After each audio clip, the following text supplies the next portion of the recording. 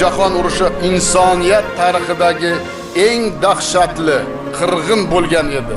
Bu urush xalqimiz boshiga qanday talofatlar, behisob qurbonlar keltirganini el yurtimiz hech qachon unutmaydi.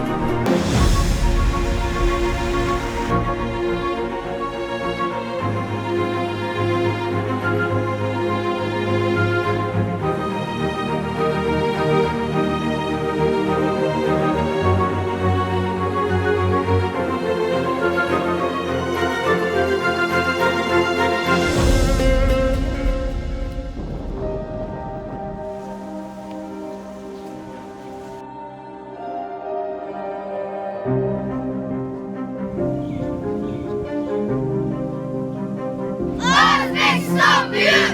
Özbekistan büyük! Özbekistan Respublikasiga sadoqatli farzand bo'lishga va'da beraman.